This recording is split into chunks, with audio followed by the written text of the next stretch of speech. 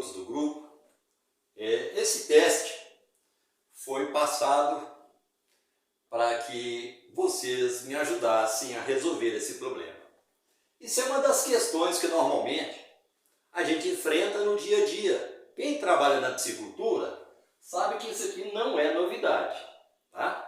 Então, como quem está fazendo o curso vai ter teste, né, pela frente aí, essa semana já tem um teste e na outra semana vai ter um outro teste. Então aqui hoje nós vamos trabalhar nesse que foi passado aí.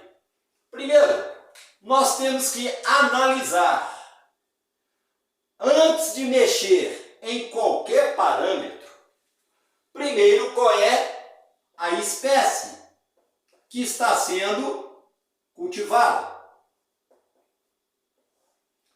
Se é peixe, se é camarão, se é um policultivo. Então, a primeira coisa a ser definida é a espécie. Você não pode mexer nos parâmetros sem antes conhecer qual é a espécie, qual é a tolerância de cada espécie. Segundo lugar, a temperatura está 26 graus. A temperatura 26 graus, ela está dentro da média, 26, 28 graus, que é uma temperatura confortável para peixe e para camarão. Então, aqui está ok. A temperatura de 26 graus, quem olha a grosso modo, tá boa para os peixes comerem, a temperatura está ideal, e vai tacando ração. A minha amônia está zero. Vai colocando ração. Meu nitrito está zero. E vai colocando ração. Mas, gente, o peixe, tudo que você joga lá, ele vai procurar comer dentro da área, zona confortável para ele de temperatura, ele vai subir e vai comer. Mas não significa que tudo que ele está comendo está sendo absorvido.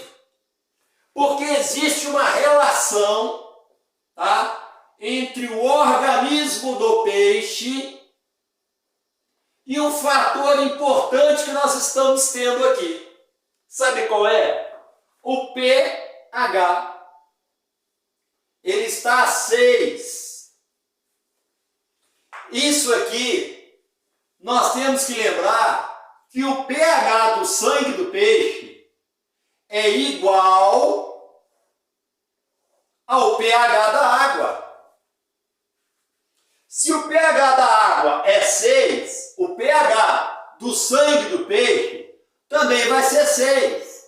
Agora, o que vai acontecer com isso aqui? O metabolismo do peixe não vai estar funcionando de forma adequada para poder absorver os nutrientes da ração e transformar isso em massa, para ele crescer, carne, tá?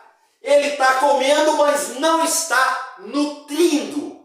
O que é que ele vai fazer?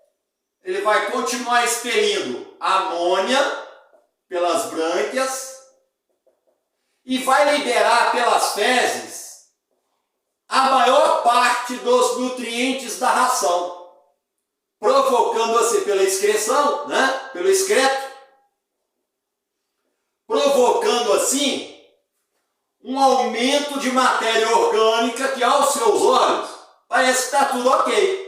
Amônia e nitrito está controlado. Bem, controlado é uma coisa, não significa que não está tendo. Mas aqui mostra que as bactérias estão trabalhando, mas não comprova que não tem amônia e nitrito dentro do seu sistema. O que tem que ser feito aqui? Primeira coisa, quando a amônia e nitrito está baixo, é o momento ideal para você mexer na alcalinidade, na dureza, no pH. Como que nós vamos mexer nisso?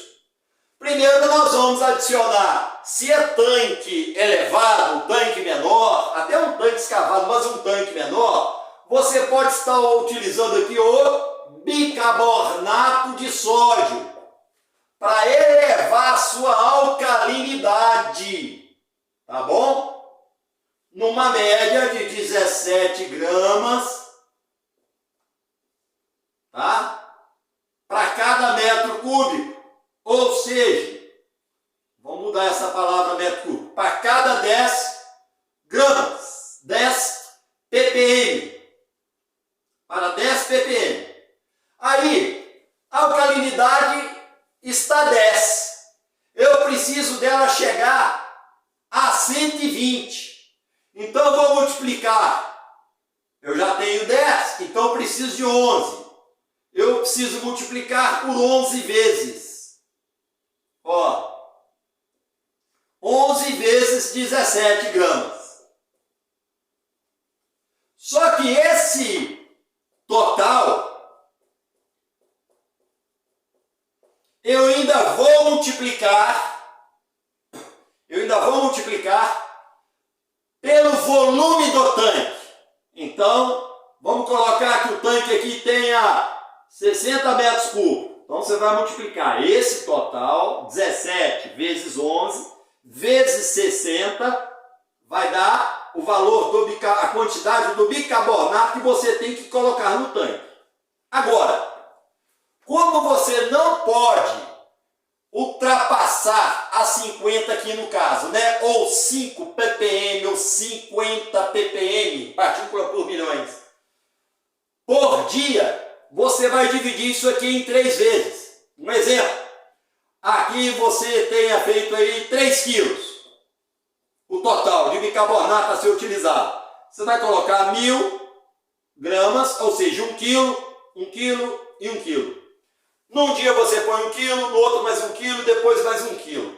Aí você vai elevar a sua alcalinidade sem dar um choque nos seus peixes. Ou no camarão a ser cultivado. Agora, contrapartida, você vai fazer regular também a dureza. Ela precisa dar paralelo à alcalinidade. Então, se a alcalinidade necessária é 120, então a sua dureza também deve ficar em torno de 100 a 120 para ela estar equilibrada. Aqui você vai fazer a correção com gesso. De que forma? Usando em média de 30 gramas aí, 25 a 30 gramas, tá? Por metro cúbico. Como que você vai fazer? Você vai fazer os cálculos. Aqui você precisa de, para 12, então você precisa, ou para 120, você precisa de 100. Então, será 100 vezes 30, vai ser 3 quilos de gesso hidratado, ou gesso agrícola. Como que você vai fazer isso aqui? Você vai pegar esse gesso, colocar na água, misturar bem, uma meia hora mexendo, batendo ele ali na água. Depois você deixa descansar, usa a água do tanque, deixa descansar num balde ali. Passado umas 2 horas, você vai ver que aquela água ficou leitosa. Essa água que você vai jogar dentro do tanque. Não deixe cair aquela borra que fica no fundo do gesso não. Isso vai aumentar os sólidos. Então, é só aquela água, aquele leite, aquela água esbranquiçada que vai utilizar. Então aqui você pode colocar os 3 quilos. Aí sua dureza vai para em torno de 100 a 120 que você precisa. O seu pH você não vai mexer. Por quê? Porque automaticamente quando você acerta a sua alcalina e a dureza, ela puxa o pH. Aí ele estabiliza. Você fazendo essa correção, ele vai para 7,2 a 7,5. Você está entendendo? Então você não precisa corrigir ele aqui. Você vai corrigir a alcalinidade e a dureza. Depois que ele estabilizar, aí que você vai saber se precisa ou não mexer no pH, utilizando aí o calcário, né? Para poder fazer levar aí o seu pH de forma lenta, sem estressar o peixe e o seu camarão. A transparência está ótima, tá? precisamos mexer na transparência. A salinidade nós já sabemos que é zero. Agora, quando você faz essa correção e o seu pH sobe, o que ele vai fazer? Ele vai puxar também o nitrito. Aí que vai aparecer o nitrito.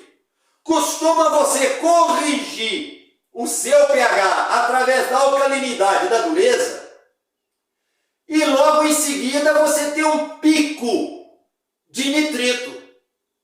Entendeu? Por quê? Porque aqui, ó, o pH estando 6, a água, ela mantém, ela consegue controlar o nitrito, segurar. Quando o pH está mais alto, a tendência é o nitrito, pum, estourar. Então, o cuidado agora é aqui, ó, alcalinidade e dureza. Aí vai corrigir o seu pH, porque ela vai estabilizar o seu pH em 7,2, 7,5. Aí você vai ver, aí a surgir tanto a amônia quanto o nitrito começa a aparecer por causa do pH alto. Você está entendendo? O pH quando está baixo, a tendência é reduzir os nitrogenados. Só que tem um problema. Esse pH baixo, ele interfere no crescimento, no desenvolvimento do peixe. Por causa de quê? Por causa da nutrição. Esse processo aqui que eu expliquei para vocês. Que o pH da água, estando 7,2, 7,5, o organismo do peixe vai absorver os nutrientes e vai ganhar massa. Com pH baixo, ele vai comer, mas não vai nutrir. Você só está enchendo a barriga do peixe. Ele não vai crescer e não vai desenvolver, não vai engordar, gente. Então tá aí a dica desse exercício. Espero que tenha servido de lição para vocês em alguma coisa, um aprendizado. E vamos para o próximo teste. Segura a